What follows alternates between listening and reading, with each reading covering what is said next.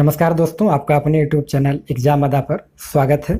आइए दोस्तों, आज हम लोग देखेंगे एनटीपीसी 2019 का जो नोटिफिकेशन था उसका आंसर किया गया है।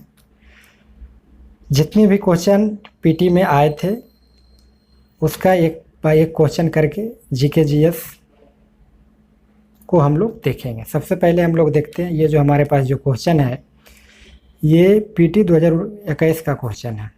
ठीक है, ये 2021 में जो पूछा गया एग्ज़ाम जो हुआ था आपका 5 मार्च 2021 को हुआ था, सेकेंड शिफ्ट में था। ठीक है, सेकेंड शिफ्ट में था, ये जमशेदपुर में हुआ था, एनटीपीसी का था। ठीक है, चलिए तो हम लोग देखते हैं। सबसे पहले इसका पीटी के हम लोग जहाँ तक बात कर रहे हैं, पीटी जब क्लियर होगा, रिजल्ट आने के बाद जो है कि मेंस की बात फिर करेंगे। हम लोग पीटी भी फिलहाल देखते हैं जो क्वेश्चन इसमें पूछा गया है। जितने क्वेश्चन आए हैं सारे पर जो है कि एक एक बाय क्वेश्चन करके हम लोग डिस्कस करेंगे। चलिए सबसे पहले देखते हैं पीटी में हमारा इसमें रहता है जीके जीएस जो रहेगा आपका, ये करीब जीके जीएस यानी इसमें साइंस और आपका करंट भी आ जाता है, ये मिला के आपको 40 क्वेश्चन रहते हैं। ठीक है, और मैथ प्लस रीजनिंग ये दोनों मिला के 30 प्लस रहेगा, दोनों 30 दोनों रहेंगे, यानी कि टोटल ये 60 रहेंगे। टोटल बोलिए तो आप 100 क्वेश्चन टोटल हो गए। ठीक, चलिए तो इसमें हम लोग देखते हैं, इसमें नपी तुली क्वेश्चन सारे रहते हैं। इसमें टाइम देख लीजिएगा, टाइम जो दिया है 90 मिनट का टाइम दिया है। चलिए हम लोग देखते हैं, एक एक क्वेश्चन करके सबको देख लेते हैं। पहला क्वेश्चन हम लोग देखते हैं एनटीपीसी का फर्स्ट क्वेश्चन। इसमें है निम्नलिखित में कौन सा भारत का संवैधानिक निकाय नहीं है? कौन सा इसमें भारत का संवैधानिक निकाय नहीं है? तो इसमें देखिए, इसमें सबसे पहले हम लोग देख लेते हैं भारत के नियंत्रक महालेखा परीक्षा, इसको कैग भी हम लोग बोलते हैं, कैग कंट्रोलर एडिटर जनरल। याद रखिएगा अनुच्छेद 148 में जो है कि इसका वर्णन है संविधान के, हमारे अनुच्छेद 148 में। तो ये तो हमारा संवैधानिक निकाय हो गया। राज्य लोक सेवा आयोग याद रखिएगा, इसमें क्या है आपका, ये आप देख सकते होंगे संघ लोक सेवा आयोग यूपीएससी। इसका जो है हमारा अनुच्छेद, संविधान के अनुच्छेद जो है हमारा 315 में ये वर्णित है, 315 के 1 में वर्णित है। ठीक है, 315 के 1 में वर्णित है। उसी में वर्णित किया गया है कि ये तो संघ के लिए हो गया, इसी के चलते जो पूरे भारत में और प्रत्येक राज्य के लिए भी जो है राज्य लोक सेवा आयोग का गठन अनुच्छेद 315 के आधार पर किया गया है। ठीक है, तो ये भी हमारा संवैधानिक निकाय हो गया। अगला हम देख लेते हैं भारतीय चुनाव आयोग। भारतीय चुनाव आयोग इसमें याद रखिएगा, इसका स्थापना जो हुआ था 25 जनवरी 1950 को हुआ था। 25 जनवरी यानी 1950, याद रखिए 25 जनवरी 1950 को हुआ था। तो ये भी हमारा संवैधानिक निकाय है। इसका जो काम होता है चुनाव कराना। चलिए हमारा केंद्रीय सूचना आयोग, इसका जब गठन मान लिया जाए तो आरटीआई के तहत हुआ, आरटीआई के तहत हुआ, सूचना का अधिकार समझ रहे होंगे, यानी 2005 में इसका हुआ, 2005 ईस्वी में आरटीआई, राइट टू इंफॉर्मेशन। इसी के तहत केंद्रीय सूचना आयोग का गठन हुआ। इसका फुल फॉर्म होता है सेंट्रल इंफॉर्मेशन कमीशन।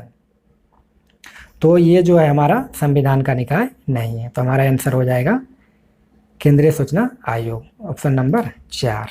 चलिए नेक्स्ट क्वेश्चन हम लोग देखते हैं, क्वेश्चन नंबर 2। क्वेश्चन नंबर 2 का रहा है 2015-16 की कृषि गणना के अनुसार इनमें से किस राज्य में खेतीहर भूमि धारकों की संख्या सर्वाधिक है?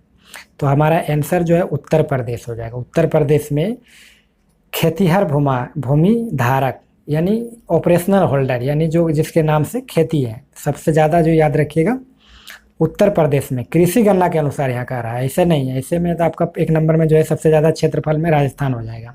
तो कृषि के आधार पर बोल रहा है, तो कृषि में याद रखिएगा आपका जो है उत्तर प्रदेश हो रहा है। तो याद रखिएगा उत्तर प्रदेश का जो आपका है ये 2.38 करोड़ है, यानी 2,38,00,000 इतना जो है कि वहाँ खेतीहर भूमिधारक ऑपरेशनल होल्डर है। ठीक है, दूसरा नंबर में आपका बिहार हो जाता है, तीसरा में आपका महाराष्ट्र हो जाएगा।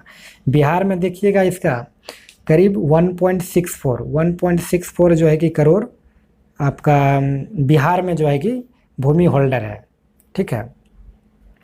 और आपका राजस्थान 4 नंबर पे आ जाते हैं। महाराष्ट्र में करीब आपका 1,47,00,000 है, 1.47 है, ठीक है। तो हमारा 3 नंबर में हमारा महाराष्ट्र है, 4 नंबर में आपका राजस्थान जाके होगा। तो 1 नंबर में हमारा यूपी आंसर। सबसे ज़्यादा पूछ रहा है सर्वाधिक संख्या तो 2.8। पूरे भारत में याद रखिएगा 14.6 करोड़ जो है कि कृषि योग भूमि धारक है, 14.6 करोड़। चलिए नेक्स्ट क्वेश्चन हम लोग देखते हैं। क्वेश्चन नंबर 3 कह रहा है भारत सरकार की प्रथम पंचवर्षीय योजना किस मॉडल पर आधारित थी। भारत की प्रथम पंचवर्षीय योजना याद रखिएगा, ये जो था आपका हैरल्ड डोमार मॉडल पर आधारित था, ठीक है।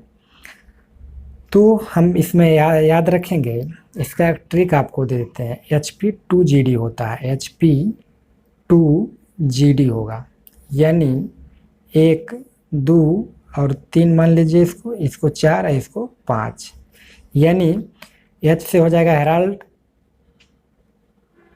डोमर मॉडल हो जाएगा, P से PC महालनोबिस मॉडल हो जाएगा, ठीक है। 2 और 3 का दोनों PC महालनोबिस हो गया। और आपका चौथा हो जाएगा गॉडगिल हो जाएगा, गॉडगिल। ये जो आपका है ये चौथा पर है, ठीक है। ये दूसरा और तीसरा पर हो जाएगा, ठीक। अब 5वां जो होगा देवधर हो जाएगा, 5वां आपका देवधर, ठीक है। सबका पीरियड तो जानते होंगे, पहला 51 से 56 हुआ था, 51 से 1951 से 56। दूसरा आपका 56 से 61 था, 1956 से 61 था, फिर 61 से 66 हो गया, ठीक है, इस तरह। फिर अगला 69 से 74 हो जाएगा, इस ढंग से आपका फिर 74 से 78, 80 से 85। चलिए नेक्स्ट क्वेश्चन हम लोग, तुम्हारा आंसर क्या कह रहा है। प्रथम पंचवर्षीय योजना किस मॉडल पर आधारित थी, तो हमारा हेराल्ड डोमर मॉडल पर। चलिए नेक्स्ट क्वेश्चन हम लोग देखते हैं। क्वेश्चन नंबर उस सेट का क्वेश्चन नंबर 6 है।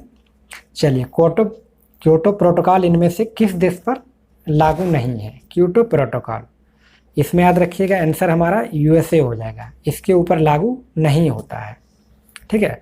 क्योटो प्रोटोकॉल क्या है, तो क्योटो प्रोटोकॉल याद रखिएगा ये एक संधि है। क्योटो प्रोटोकॉल क्या है, कुछ नहीं तो एक संधि है। इस संधि में जो है कि कुल मिलाकर 192 देश शामिल है, इसमें 192 देश शामिल है। सभी लोग जो है कि बैठते हैं वहाँ पर, और ग्लोबल वार्मिंग द्वारा हो रहे जलवायु परिवर्तन को रोकने के लिए इसके ऊपर विचार करते हैं। और इसमें जितने भी देश शामिल हैं, और इस संधि में क्या वो करते हैं कि ग्रीन गैस को जो है कि कम से कम उसके रोक पर जो है कि प्रतिबंध करते हैं कि कम से कम ग्रीन हाउस गैस उत्पन्न हो, जिससे जो है कि ग्लोबल वार्मिंग को रोका जा सके, जलवायु परिवर्तन को रोका जा सके, है ना। चलिए नेक्स्ट क्वेश्चन हम लोग देखते हैं। नेक्स्ट क्वेश्चन है GPRS का पूर्ण रूप क्या है। GPRS का पूर्ण रूप बोल रहा है। GPRS का पूर्ण रूप हो जाएगा जनरल पैकेट रेडियो सर्विसेज। ये क्या है, GPRS एक मोबाइल डेटा सर्विस है, पैकेट मोबाइल डेटा सर्विस है ये। आप पैकेट में जो है कि ले जा सकते हैं इसको GPRS के रूप में। चलिए नेक्स्ट हम लोग देखते हैं। क्वेश्चन नंबर नेक्स्ट कह रहा है कमानी तुला नामक उपकरण का उपयोग सामान्यतः किस वस्तु पर आरोपित के मापन हेतु किया जाता है। तो इसमें हमारा बल हो जाएगा, बल के लिए किया जाता है। चलिए नेक्स्ट क्वेश्चन हम लोग देखते हैं। नेक्स्ट क्वेश्चन है निम्नलिखित में कौन सा विकल्प मुगल शासक उसके शासनकाल के दौरान भारत आने वाला विदेशी यात्री के आधार पर सही तौर पर सुमेलित है। तो देख लेते हैं। हमको तो याद है भाई जहांगीर के समय में सर थॉमस रो और विलियम हॉकिंस आया था, ठीक है, विलियम हॉकिंस इनके समय में आए थे। तो ये तो हमारा क्लियर हो गया, ये भी गलती इसका है, ये भी गलती हो गया। तो हमारा जो आंसर होगा औरंगजेब का ये हो जाएगा, इसका ये हो गया। चलिए नेक्स्ट देख लेते हैं।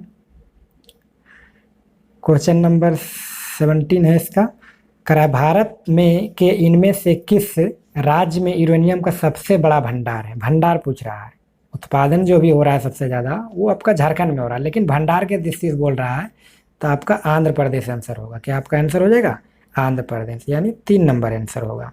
तो देखते हैं भंडार की स्थिति से पूछ रहा है, तो भंडार में अनुमान लगाया जा रहा है कि सबसे ज़्यादा भंडार जो है आपका ये यहाँ है। ठीक है, कहाँ है? आंध्र प्रदेश में। विश्व में भी जो है कि ज़्यादा इसका अनुमानता के आधार पर लगाया जा रहा है कि इसका मात्रा जो है आंध्र प्रदेश में हो सकता है। लेकिन ऐसे याद रखिएगा, यूरेनियम का जो उत्पादन के दृष्टि से देखा जाए, उत्पादन के दृष्टि से देखिएगा तो उत्पादन में आपका झारखंड हो जाएगा। उत्पादन के दृष्टि से देखिएगा तो आपका झारखंड हो जाएगा। झारखंड के जिला का नाम है सिंहभूम जिला, सिंहभूम जिला हो गया आपका। खान जो है जादू घोड़ा खान, जादू घोड़ा सोने की खान है। ठीक है, जादू घोड़ा खान है। चलिए, तो हमारा आंसर जो हो जाएगा 3 हो गया। नेक्स्ट क्वेश्चन देखते हैं। नेक्स्ट क्वेश्चन है इसरो। इसरो मीन्स पहले समझ आइए, इसरो के मानव रहित परीक्षण बेड RLV-TD का पूर्ण रूप क्या है? यानी फुल फॉर्म पूछ रहे हैं RLV-TD का। तो इसका फुल फॉर्म होगा, ऑप्शन नंबर 2 होगा, reusable satellite launch vehicle technology demonstrator. ठीक है, तो इसरो देख लीजिए, इसरो का फुल फॉर्म होता है इंडियन स्पेस रिसर्च ऑर्गेनाइजेशन, भारतीय अंतरिक्ष अनुसंधान संगठन। तो इसमें इसरो की स्थापना पूछेगा 1969 ईस्वी में हुआ था, 15 अगस्त को, 15 अगस्त 1969 ईस्वी में। इसका जो मुख्यालय है, हेडक्वार्टर जो इसका बोल सकते हैं, मुख्यालय आपका बंगलौर में है, बंगलौर में। ठीक है, इसका बंगलौर हो गया। तो हमारा आंसर जो है ये इसका फुल फॉर्म RLV-TD का फुल फॉर्म हो गया reusable satellite launch vehicle technology demonstration, ये ऑप्शन नंबर 2। चलिए नेक्स्ट देखते हैं। नेक्स्ट हमारा है भारतीय संविधान में सशक्त केंद्र वाले संघ की अवधारणा कहाँ से ले गया है? तो संघ, सशक्त केंद्र वाले संघ यानी संघात्मक जो लिया गया है वो आपका कनाडा से लिया गया। तो हमारा आंसर ऑप्शन नंबर 2 हो जाएगा। और देख लेते हैं, अदर देश से भी डिस्कशन कर लेते हैं। ब्रिटेन से आप याद रखिएगा संसदीय वाला लिया गया था, संसदीय प्रारूप जो था, संसदीय हो गया, एकल नागरिकता हो गया, है ना, प्रधानमंत्री वाला हो गया, यानी एकल सारा जो है आपका एकल नागरिकता बोल सकते हैं। ठीक है, कनाडा हो गया आपका। यूएसए से संविधान की सर्वोच्चता मेन है, मुख्य जो बताया वो बता देते हैं। राष्ट्रपति जो है उपराष्ट्रपति संबंधित सारा जो है वहाँ से लिया गया संविधान की सर्वोच्चता। आयरलैंड यानी यहाँ का एक मुख्य चीज़ है नीति निर्देशक तत्व, नीति निर्देशक तत्व। ठीक है, चलिए तो हम लोग देखते हैं नेक्स्ट क्वेश्चन देखते हैं। नेक्स्ट क्वेश्चन हमारा है कपास के रेशों के बीजों से अलग करने की प्रक्रिया को क्या कहते हैं? यानी कपास का जो रेशा होता है उससे बीज को हमको अलग करना है। कपास का रेश यानी रुई के प्रयोग करने में आता है, यानी बीज को उससे निकालना है तो उसके लिए ओटाई का प्रयोग करता है, यानी ऑप्शन नंबर 4। ठीक है, नेक्स्ट क्वेश्चन देखते हैं। म्यूरेटिक अम्ल का वैज्ञानिक नाम क्या है? म्यूरेटिक, इसका हाइड्रोक्लोरिक अम्ल के नाम से भी जाना जाता है, HCl, हाइड्रोक्लोरिक अम्ल। ठीक है, ये आपका सल्फ्यूरिक एसिड है।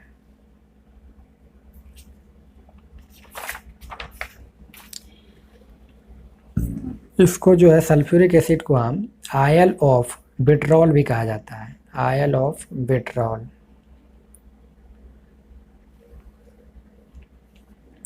ठीक है, या इसको हम जो है कि गंधक अम्ल भी कहा जाता है, गंधक अम्ल, गंधक का अम्ल भी कहा जाता है। ठीक है, तो हमारा आंसर जो कह रहा है म्यूरेटिक अम्ल का, तो ऑप्शन नंबर हमारा 4 हो जाएगा, HCl को कहा जाता है। चलिए नेक्स्ट क्वेश्चन देखते हैं, 27 है, उस सेट का 27 नंबर क्वेश्चन था। OTPC इनमें से किस सार्वजनिक क्षेत्रकर्म उपक्रम का PCU संयुक्त उद्यम है? तो हमारा आंसर जो होगा ONGC होगा, ONGC का फुल फॉर्म होता है oil and natural gas corporation limited. ठीक है, तो देखिए ये OTPC का फुल फॉर्म ही देख लीजिए। OTPC क्या है भाई? OTPC means ONGC, OTPC means ONGC, तीसरे Tripura power company limited. OTPC का ये फुल फॉर्म हो गया, यानी ONGC से संबंधित है। ये भी जो है आपका पावर कंपनी लिमिटेड है त्रिपुरा, यानी ONGC से संबंधित है। NTPC तो नेशनल थर्मल ही हो गया, तो इससे रिलेटेड नहीं। सेल जो हो गया आपका स्टील अथॉरिटी ऑफ इंडिया है। और CIL जो है कोल इंडिया लिमिटेड है, कोल इंडिया लिमिटेड। ठीक है, चलिए नेक्स्ट क्वेश्चन हम लोग देखते हैं। अंडमान और निकोबार द्वीप समूह में स्लाइस एंड बर्न कृषि को क्या कहते हैं? स्लाइस एंड बर्न, इसको डिप्पा कहते हैं। क्या कहते हैं? डिप्पा। ये हमारा डिप्पा हो जाएगा, ऑप्शन नंबर हमारा 1 होगा। ठीक है, चलिए इसमें थोड़ा हम झूम कृषि एक फेवरेट क्वेश्चन है, इसके ऊपर भी हम लोग थोड़ा देख लेते हैं। झूम कृषि जो क्या होता है? झूम कृषि आपका ये पूर्वोत्तर भारत में ये होता है। पूर्वोत्तर भारत यानी पहाड़ी एरिया में ये झूम कृषि होती है। ठीक है, झूम कृषि में क्या होता है? झूम कृषि में सबसे पहले आपका जो है जितना भी है सबको आग लगा दिया जाए, आग लगा के साफ कर दिया जाता है। वहाँ पे साफ करने के बाद जो है कि आपको बीज बुन दिया जाता है। बरसात पर ही पूरा डिपेंड वो रहता है, उसके इसी को ही झूम कृषि कहते हैं। ये खास करके आपका अरुणाचल प्रदेश हो गया, अरुणाचल प्रदेश हो गया है ना। उसके बाद आपका मणिपुर हो गया, मेघालय हो गया, यानी उस तरह के राज्य, और से उधर से वो मेघालय हो गया, ये सब राज्यों में जो है कि होता है। चलिए नेक्स्ट क्वेश्चन देखते हैं हम लोग। रेड क्लिफ रेखा किन दो देशों के बीच की अंतर्राष्ट्रीय सीमा रेखा है? तो रेड क्लिफ, तो इसमें याद रखिएगा भारत और पाकिस्तान के बीच है, तो ऑप्शन नंबर हमारा 2 हो जाएगा। इसका जो निर्धारण हुआ था थोड़ा डिस्कशन कर लेते हैं। इसका निर्धारण 1947 को हुआ था। ठीक है, 1947 इसमें। इसका रेड क्लिफ नाम क्यों पड़ गया? तो उस समय जो अध्यक्षता कर रहे थे सर रेड क्लिफ कर रहे थे। सर का नाम था सिरिल रेड क्लिफ नाम था, उन्हीं के नाम पर जो है कि रेड क्लिफ, उन्हीं के नाम पर ये भारत और पाकिस्तान के बीच जो है रेड क्लिफ रेखा का नाम रखा गया। और अगला पहला नंबर ऑप्शन है भारत और चीन, इसके बीच जो है मैकमोहन रेखा है, मैकमोहन रेखा। उस समय का मेन वार्ताकाल से इसका जो निर्धारण हुआ था 1914 ईस्वी में था। मैकमोहन भी क्यों रखा है भाई? तो मैकमोहन के बारे में थोड़ा जान लीजिए। ये उस समय मुख्य वार्ताकार थे उस समय जब बंटवारा हो रहा था, यानी दोनों के बीच जो ये मार्किंग दिया जा रहा था भारत और चीन के बीच, तो उस समय मैकमोहन सर जो थे उन्हीं के नाम पर ये 1914 ईस्वी में मैकमोहन रेखा रखा गया। चलिए नेक्स्ट हम लोग देखते हैं। भारत और बांग्लादेश तो वही हो गया, पहले पूर्वी पाकिस्तान के नाम से ये बांग्लादेश जाना जाता था। 1971 में अलग हुआ पाकिस्तान से, पूर्वी पाकिस्तान के नाम से जाना जाता था बांग्लादेश, है ना। चलिए नेक्स्ट क्वेश्चन हम लोग देखते हैं। भारत के राष्ट्रपति किस समुदाय के 2 सदस्यों को लोकसभा के लिए मनोनीत करते हैं? 2 सदस्य को मनोनीत करेंगे, लोकसभा के लिए करेंगे। लोकसभा यानी हमारा आंसर एंग्लो इंडियन, यानी 2 एंग्लो इंडियन को राष्ट्रपति जो है आपका लोकसभा के लिए मनोनीत करता है। टोटल 545 सदस्य भी लोकसभा में हैं। ठीक है, तो इसमें 2 सदस्य जो रहेगा एंग्लो इंडियन मीन्स गैर भारतीय रहेगा, यानी कि मान लीजिए वो यहाँ निवास, कोई विदेशी हो, नागरिक हो और यहाँ निवास वो कर रहा हो, यहाँ रह रहा हो या बिजनेस कर रहा हो, तो वैसे 2 व्यक्ति को मनोनीत करते हैं लोकसभा के लिए। और याद रखिएगा राष्ट्रपति जो है राज्यसभा के लिए कुल मिला के ये 12 सदस्य करते हैं। कंफ्यूज इसमें नहीं होना, राज्यसभा के लिए 12 करेंगे, वो एंग्लो इंडियन नहीं करेंगे, 12 करेंगे। उसमें भी विशेष रहेगा, कोई वैज्ञानिक रहेंगे, कोई डॉक्टर रहेंगे, है ना, कोई समाज सेवी रहेंगे, वो राज्यसभा के लिए मनोनीत करेंगे। चलिए हम लोग नेक्स्ट क्वेश्चन देखते हैं।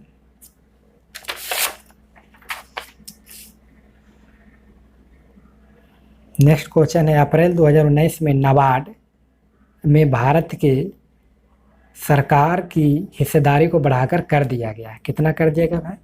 तो देखिए हमारा आंसर जो है 100% है। क्या होगा? 100%। ऑप्शन नंबर 2 याद रखिएगा। नाबार्ड मीन्स आपका हो गया national bank for agriculture and rural development, यानी ग्रामीण क्षेत्रों में जो है कि आपका ये कृषि से संबंधित है, कृषि के लिए जो है आपका लोन प्रोवाइड करती है ये नाबार्ड, है ना। इसका स्थापना याद रखिएगा, इसका स्थापना 12 जुलाई को हुआ था, 12 जुलाई 1982 ईस्वी को हुआ था। इसका मुख्यालय जो है, इसका मुख्यालय आपका है मुंबई में, मुख्यालय मुंबई में, ठीक है। तो इसमें एक चीज़ ध्यान दीजिएगा, अभी जो है 100% कर दिया गया, तो पहले भाई इसका हिस्सेदारी किया था सरकार की 72.5% का हिस्सेदारी ये देता था, लेकिन अभी पूरा फंडिंग जो है सेंट्रल गवर्नमेंट और भारत सरकार जो है कि नाबार्ड को प्रोवाइड करती है। चलिए नेक्स्ट देखते हैं, जया फलन का डोमेन क्या है? तो जया फलन का डोमेन आपका आर हो जाएगा, ये सैम्पल है, ठीक है, आर, यानी ऑप्शन नंबर 4।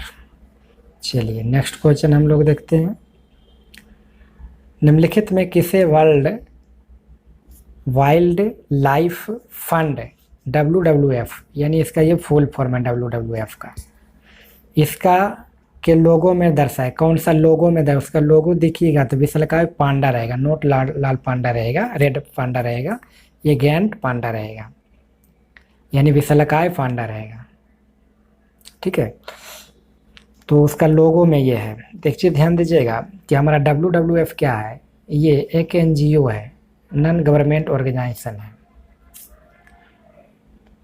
ये जो है करीब 116 देशों में, 160 देशों में ये कार्य कर रहा है।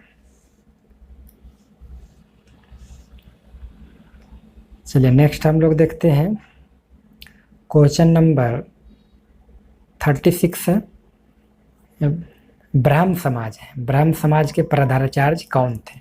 प्रधानाचार्य पूछ देगा, संस्थापक पूछ देगा, दोनों एक ही चीज़ है, ठीक है।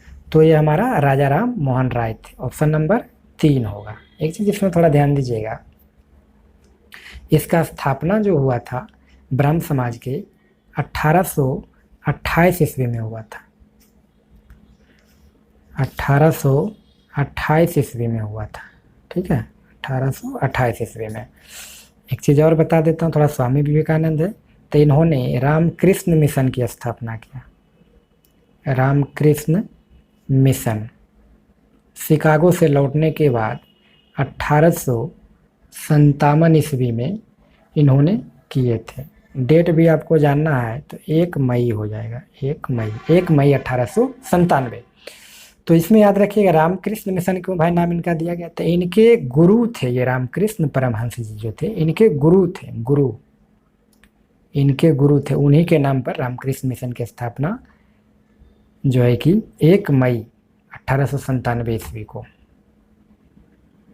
किए। चलिए नेक्स्ट क्वेश्चन हम लोग देख लेते हैं, 20वीं शताब्दी के पहले दशक के दौरान किस स्थान को भारतीय राष्ट्रवाद का तंत्रिका तंत्र नर्व सेंटर माना जाता था? यानी नर्व सेंटर मीन्स सारा जो है नर्व, यानी मेन जो चीज़ हो आपका वही है। तो 20वीं सदी मीन्स 1900 समथिंग में, 1900 प्लस में। तो ये बंगाल था, क्योंकि कुछ भी बंगाल अंग्रेज़ों का उस समय मुख्य केंद्र था, प्रमुख केंद्र था, कुछ भी होता था तो बंगाल से होता, राजधानी भी बंगाल थी, सारा चीज़ जो भी विद्रोही 917 सारा चीज़ जो होता था वो आपका बंगाल से होता था, प्रमुख केंद्र था। चलिए तो हमारा आंसर हो जाएगा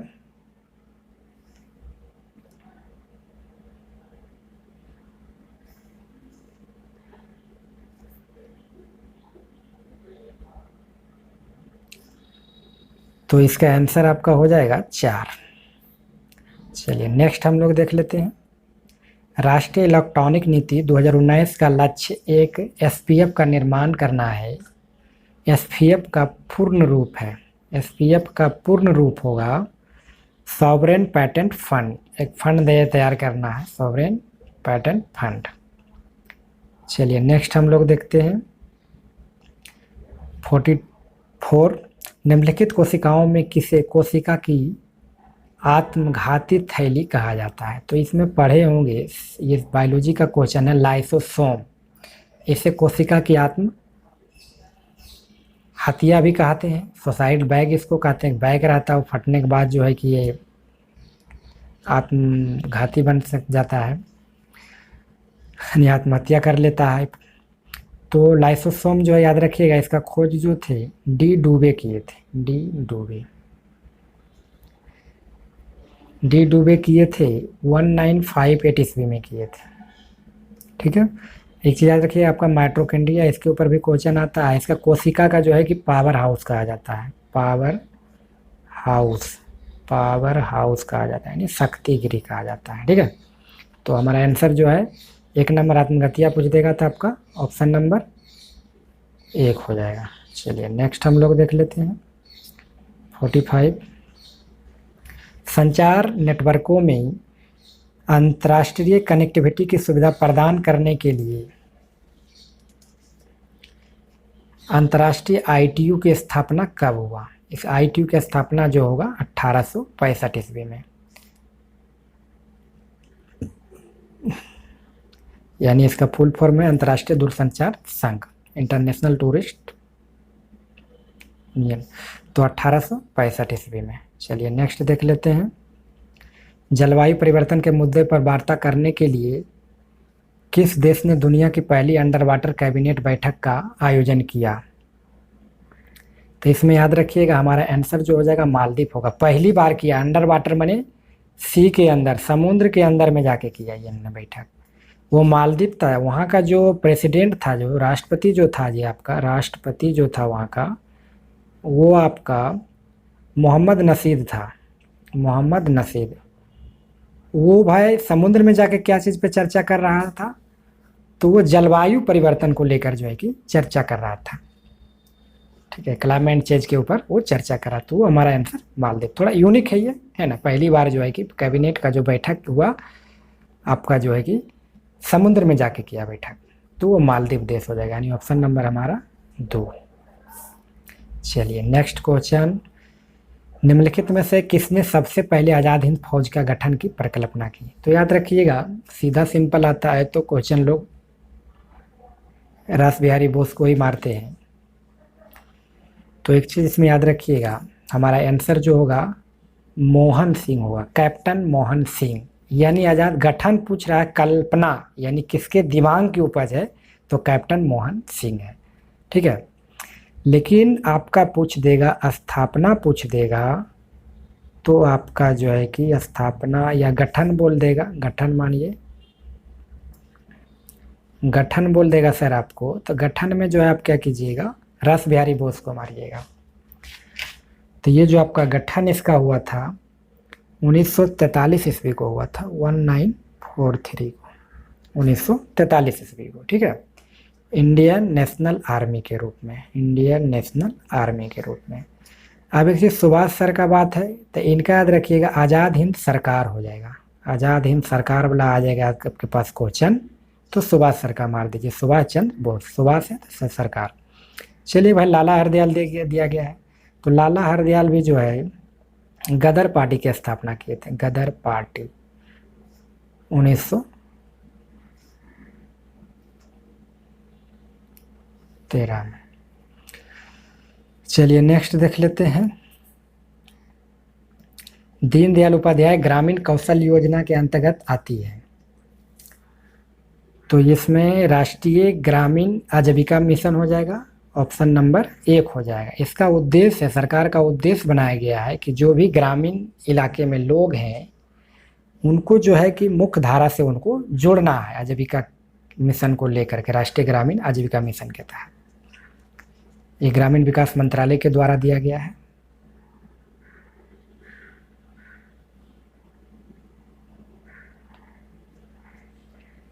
चलिए नेक्स्ट क्वेश्चन हम लोग देखते हैं, पलासी का युद्ध ईस्ट इंडिया कंपनी और किसके बीच हुआ था। तो ये बंगाल के बंगाल के नवाबों के बीच हुआ था। ईस्ट इंडिया कंपनी की तरफ से, याद रखिएगा, रॉबर्ट क्लाइव थे। रॉबर्ट क्लाइव थे। और इधर से जो था बंगाल के जो नवाब आपका थे वो थे सिराजी दौला थे। सिराजू, यानी हम कह सकते हैं क्लाइव के बीच में और जो है कि सिराजू दौला के बीच में हुआ सर। सिराजू दौला के बीच में हुआ। इसमें याद रखिएगा, जहाँ तक की बात रहा बंगाल के नवाब सिराजू दौला का जो है कि हार हो गया, इसमें हार हो गया। और ये बंगाल का क्लाइव जो है आपका, Robert Clive, east India company की तरफ से था, नेतृत्व कर रहा था, उनकी जीत हुई इधर। और ये जो प्लासी का युद्ध हुआ था 1757 ईस्वी में, प्लासी जो आपका बंगाल में पड़ता है, नदिया जिले में, ये आपका गंगा नदी के किनारे जो है कि बसा है। चलिए नेक्स्ट हम देखते हैं। नेक्स्ट क्वेश्चन, हाल ही में अप्रैल 2019 में कौन सा बैंक दो अन्य बैंकों के विलय के बाद भारत का तीसरा बड़ा बैंक बन गया है? तो इसमें याद रखिएगा, ये हमारा आंसर हो जाएगा बैंक ऑफ बड़ौदा। ये 3 नंबर की बैंक है। 1 नंबर की बैंक कौन है भाई? तो 1 नंबर की बैंक आपका हो जाएगा SBI, 2 number Punjab, 1 number SBI, 2 number Punjab और 3 नंबर बैंक ऑफ बड़ौदा है। उसके बाद जो भी आता है 4 में केरला, ये आपका क्या बोलता है, केनरा आता है। ये आपका 6ठा नंबर की बैंक है, इंडियन बैंक। तो इसमें याद रखिएगा एक चीज़, आपको थोड़ा डिटेल में जानना है। SBI की चर्चा कर देते हैं, कितना लाख करोड़ का जो है कि इसका फंड है। व्यापार जो है 52.05 लाख करोड़, ठीक है। पंजाब का देखिएगा 17.95 लाख करोड़। इसका जो है मर्ज करने के बाद जो है तीसरा नंबर बड़ा बैंक ऑफ बड़ौदा हो गया। तो हमारा आंसर जो हो जाएगा 4 नंबर हो जाएगा। चलिए नेक्स्ट हम लोग देखते हैं। विंक्लिक्स के सह संस्थापक जूलियन अनसाजी किस देश के कंप्यूटर प्रोग्रामर हैं?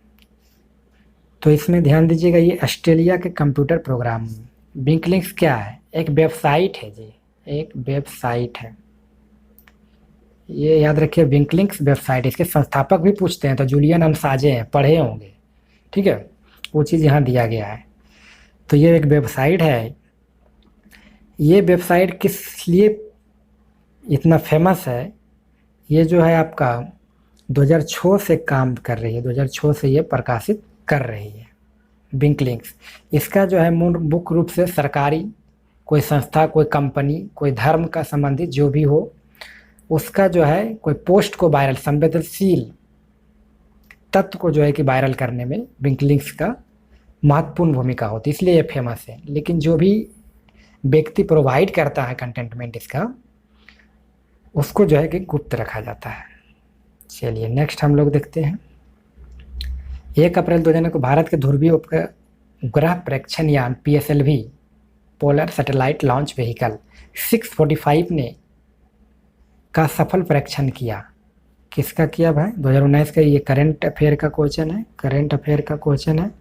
तो 3 का हो जाएगा, क्या हो जाएगा, सॉरी, ये आपका 2 नंबर होगा, एमीसैट। चलिए नेक्स्ट हम लोग देखते हैं। ट्रिप्स अनुबंध के माध्यम से जियोग्राफिकल इंडिकेटर टैग के तहत टैग किया जाने वाला पहला भारतीय उत्पाद क्या है? तो देखिए करंट अफेयर ये भी है, यानी पहला भारतीय उत्पाद पूछ रहा है। GI टैग है, जियोग्राफिकल इंडिकेटर बोलते हैं, ठीक है। इसका मुख्यालय आपका चेन्नई में पड़ता है। तो ये पहला उत्पाद पूछ रहा है। हर साल जो होता है ये किया जाता है टैग के रूप में। तो ये दार्जिलिंग चाय जो है कि पहला भारतीय उत्पाद टैग है। इसमें क्या होता है, वो क्षेत्रीय भौगोलिक क्षेत्र की दृष्टि से देखा जाता है इसका उत्पादन के लिए, और लोकप्रियता, इंटरेस्टेड है ना, इस रूप में उसको देखा जाता है, तब उसको GI टैग दिया जाता है। तो वो आपका हो जाएगा, इसका मुख्यालय याद रखिएगा चेन्नई आपका है, चेन्नई, ठीक है। चलिए नेक्स्ट हम लोग देख लेते हैं। 1 गीगाबाइट के बराबर होता है तो 1000 मेगाबाइट होगा। 1 गीगाबाइट मीन्स GB, यानी 10/24 होता है नॉर्मली, याद रख लीजिएगा। यानी KB से ऊपर MB, MB से ऊपर आपका GB, GB से ऊपर आपका TB होता है, ये होता है, ठीक है। उससे नीचे आएगा बाइट होता है, बीट्स होता है, ठीक। तो यानी KB, 1 KB बराबर यानी 10 ये KB MB में कन्वर्ट करेंगे 1024 हो जाएगा। इस तरह जो है बढ़ा जाता है। TB में बहुत हो गया आपका, बड़ा इस सबसे बड़ा TB हो जाता है इधर। चलिए नेक्स्ट हम लोग देखते हैं, तो हमारा आंसर जो इसका हो जाएगा 3। मामल्लपुरम उत्सव किस राज्य में मनाया जाता है? तो मामल्लपुरम याद रखिएगा जी, मामल्लपुरम एक पर्व है, वो आपका मनाया जाता है, उत्सव मान लीजिए, यानी तमिलनाडु में मनाया जाता है। तो ऑप्शन नंबर हमारा 2 हो जाएगा। केरल का फेवरेट जान रहे होंगे, ओणम होता है।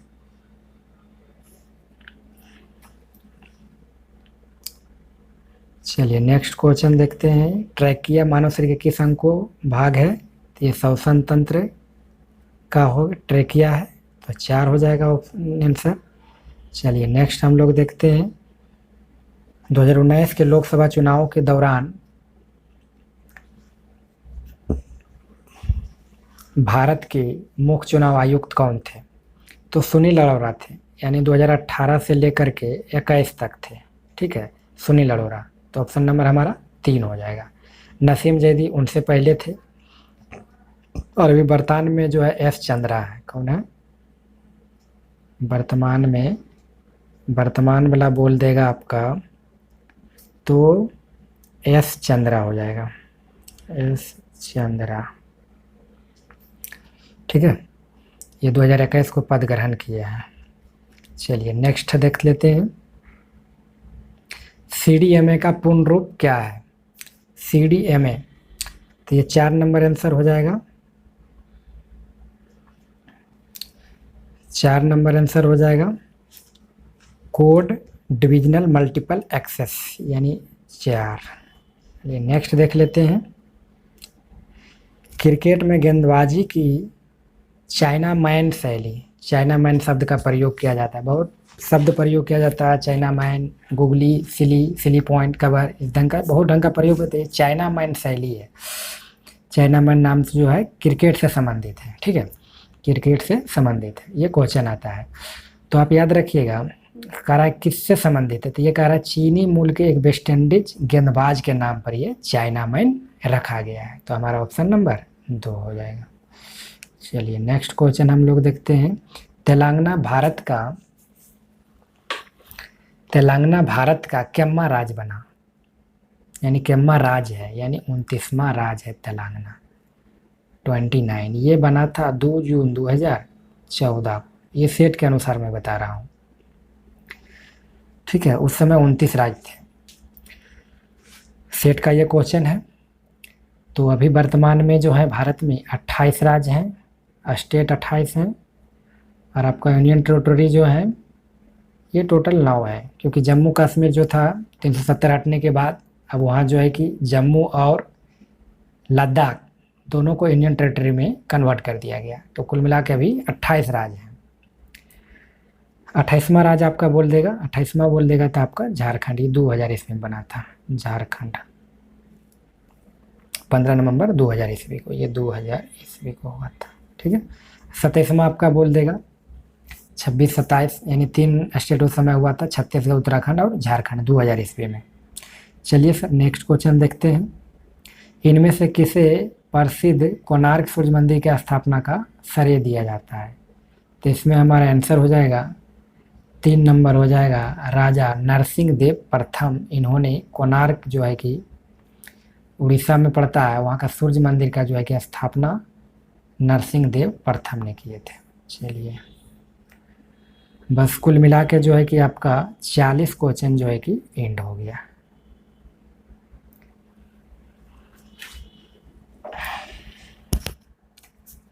तो इन्होंने जो है पूरी नपी तुली 40 क्वेश्चन, जीके जीएस आप देखें, साइंस भी था, करंट अफेयर भी था, सब मिला के आपका 40 क्वेश्चन था।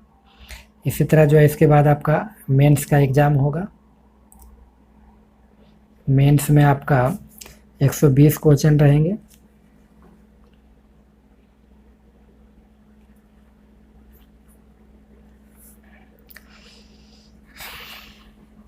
ठीक है दोस्तों, अब मैं आपको अगले वीडियो के साथ फिर से मिलता हूँ। तब तक के लिए नमस्कार।